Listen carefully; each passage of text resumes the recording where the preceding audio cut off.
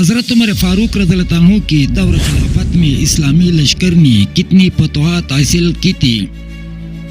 حضرت عمر فاروق رضی اللہ عنہ کی دور خلافت میں اسلامی لشکر نے صلیبیوں کو کیسے شکست دے چکا تھا؟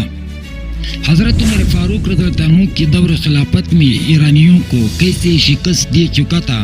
حضرت عمر فاروق رضی اللہ عنہ کی دور خلافت میں دجلہ کو کیسے فتح کر دیا تھا؟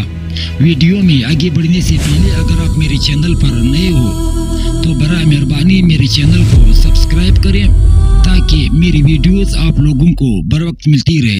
فتح نہاوند کے بعد ہمدان فتح ہوا۔ چند روز کے بعد ہمدان والوں نے بغاوت اختیار کی۔ حضرت عمر فاروق رضی اللہ عنہ نے اس کے بعد ایران کے مختلف صوبوں اور مختلف سمتوں کی مختلف سرداران نامزد فرما کر حکم دیا کہ ملک تسخیر کر اور بدامنی کو دور کر کے امن و امان قائم کرتے چلے جاؤ۔ چنانچہ کوپا بصرہ دونوں چاوڑیوں کے سپاہ اور سردار تسخیر ایران کے کام میں مصروف تھے۔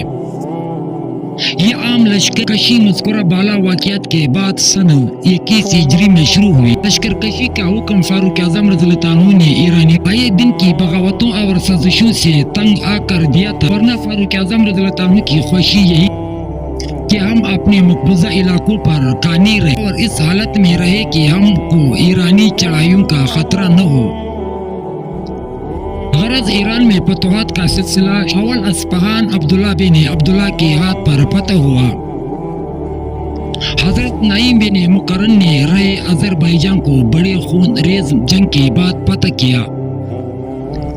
نعیم بن مقرن کے بھائی سوید بن مقرن نے قومس کو فتح کر لیا۔ رستم مذکور مقتول کا بھائی حضرت عقبہ رضی اللہ عنہ کے مقابلے میں گرفتار ہوا اور پھر جزیہ ادا کرنے کی شرط پر رہا ہوا۔ سوید بن مقرن نے قومس کے بعد جرجان کو فتح کر لیا۔ اس کے بعد کل صوبہ تبرستان مسلمانوں کے قبضے میں آ گیا۔ حضرت بیکر رضی اللہ عنہ نے ارمنیا فتح کیا۔ عبد الرحمن بن ربیعہ نے شہر غیزہ اور علاقہ خزر فتح کر لیا۔ عاصم بن عمرو رضی اللہ عنہ نے سن 23 ہجری میں ملک سیستان اور سہیل بن عدی نے کرمان فتح کیا۔ حکم بن عمرو نے مکران یعنی بلوچستان کا ملک فتح کیا اور جنگ عظیم کے بعد اس ملک کی راجہ راسل جو ایرانیوں کا طرفدار وبا جگزار تھا شکست کھائی۔ حکم بن عمرو رضی اللہ عنہ نے فاروق اعظم رضی اللہ عنہ کی خدمت میں فتح کی خوشخبری کے ساتھ چند ہاتھی بھی جو لوٹ میں آئے تھے بھیجے گئے۔ حضرت سار عبدی رضی اللہ عنہ حضرت حکم رضی اللہ عنہ کی طرف سے خوشخبری اور ہاتھی لے کر مدینہ گئے تھے۔ ساری عبدی رضی اللہ عنہ سے فاروق اعظم رضی اللہ عنہ نے اس نوا کے حالات معلوم کرنے کے بعد حکم بن عمرو کو کہ بس جہاں تک پہنچ گئے ہو یہی رک جائے، اب آگے نہ بڑھو، کہ اس جرد دارالسلطنت خراسان یعنی مرو میں مقیم تھا۔ فاروق اعظم رضی اللہ عنہ نے خراسان کی فتح کا عالم حنب بن قیس کو دیا جس نے اول ہرات کو فتح کیا۔ اس کے بعد وہ مرا یعنی شاہجہاں کی طرف آگے بڑھے۔ حنب بن قیس سے مرو شاہجہاں پر قبضہ کرتے ہوئے مرو کی طرف آگے بڑھے۔ یزجرد یہاں سے اور بلخ میں جا کر دم لیا۔ خراسان میں چونکہ یزجرد مقیم تھا اور یہاں سخت جنگ پیش آنے کا احتمال تھا، اس لیے فاروق اعظم رضی اللہ عنہ نے حنب بن قیس کی کومک کے لیے کئی فوجی دستے تجربہ کار اور بہادر سپہ سالاروں کے مقاتی میں روانہ کیے تھے۔ یہ تازہ دم فوج جب حنب بن قیس کے پاس پہنچ گئے تو انہوں نے تمام لشکر کو ہمراہ لے کر بلخ پر حملہ کیا، مگر یزجرد شکست کھا کر بھاگ نکلا اور دیرہ احیون سے اتر کر ترکستان کے علاقے میں چلا گیا۔ حنب بن قیس رضی اللہ عنہ نے تمام خراسان پر قبضہ کر کے مرو دور صدر مقام قرار دیا خراسان کے فتح کا حال جب فاروق اعظم رضی اللہ عنہ کو معلوم ہوا تو احمد کی بہادری اور مردانہ کارناموں کی تعریف کی، لیکن فرمایا کہ کاش ہمارے اور خراسان کے درمیان آگ کا دریا حائل ہوتا۔ مدعا آپ کا یہ تھا کہ فتوحات کی وسعت کوئی اچھی بات نہیں ہے۔ آپ نے حنف بن قیس کو لکھا کہ تم جہاں تک پہنچ چکے ہو اسے آگے ہرگز نہ بڑھو اور وہاں پر رک جاؤ۔ خاقان کے پاس فرخانہ میں پہنچا تو اس نے اس کی بڑی عزت کی اور زبردست فوج لے کر اس جرد کے ہمراہ خراسان کی طرف روانہ ہوا۔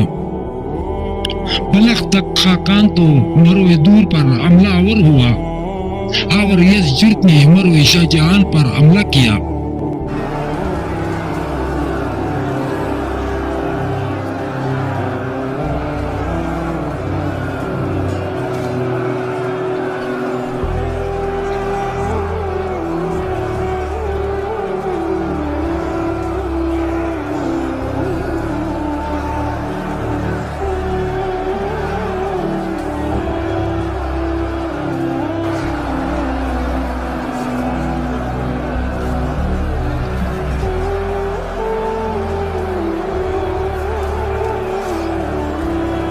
خاقان کو مروع دور میں حنف بن قیس کے مقابلے میں ناکامی ہوئی اور اپنے بعض ناموروں کو قتل کروا کر وہاں سے فرخانہ کی طرف چل دیا۔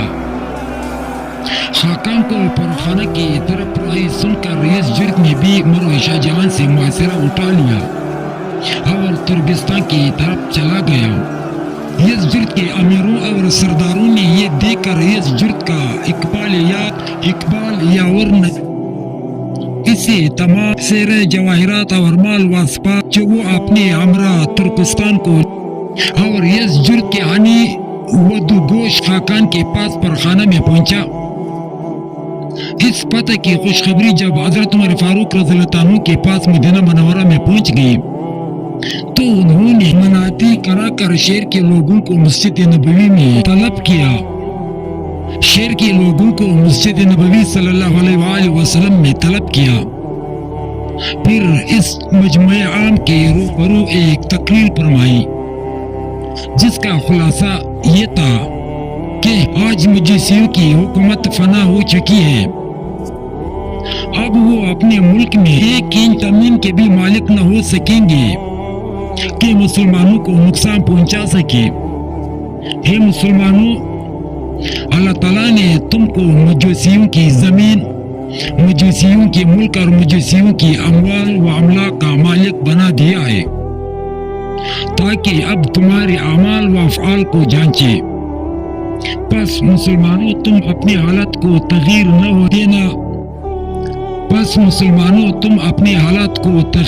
ہونے دینا، ورنہ اللہ تعالیٰ تم سے بھی حکومت چھین لے گا اور کسی دوسرے کو